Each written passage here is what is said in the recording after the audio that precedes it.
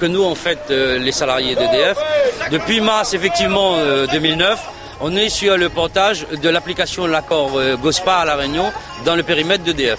Et il s'avère que nous avons discuté avec nos directions pour pouvoir le faire appliquer à nos salariés, sachant que 50% de nos salariés sont en dessous de 1,6 SMIC, qui représente à peu près 2100 €. Et cette mesure-là devrait normalement s'appliquer. Or, nos directions nous ont répondu que ce n'était pas possible parce qu'on relevait du public. Donc, bien évidemment, on a ouvert des discussions avec eux pour effectivement nous faire appliquer les mêmes indemnités que le public.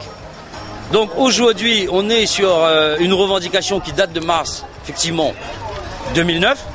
Jusqu'à aujourd'hui, les réponses des directions, c'est aujourd'hui, le périmètre est fermé. Or, nous, ce qu'on constate, c'est que dans notre statut, qui est le statut national des IEG, nous, ce qu'on demande, c'est l'application pleine et entière de ces dispositions-là.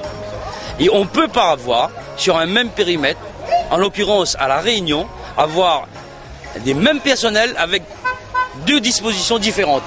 Une disposition pour les métropolitains qui viennent travailler ici, qui bénéficient d'avantages, voire un salaire qui touche 1,8, 80% en plus, et nous, salariés d'EDF, qui ne bénéficient pas de ces dispositions-là.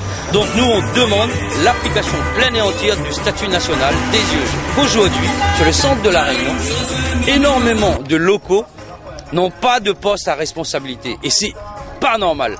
Il n'est pas concevable que dans une société telle que EDF, représentée par 80% des locaux, qu'il n'y ait pas des personnes qui soient à des postes à haute responsabilité. C'est un débat qui est long depuis la nationalisation en 1975, et à chaque fois, on nous dit demain, mais malheureusement, on ne voit pas nos jeunes, on ne voit pas nos diplômés prendre des postes à responsabilité à l'île de La Réunion.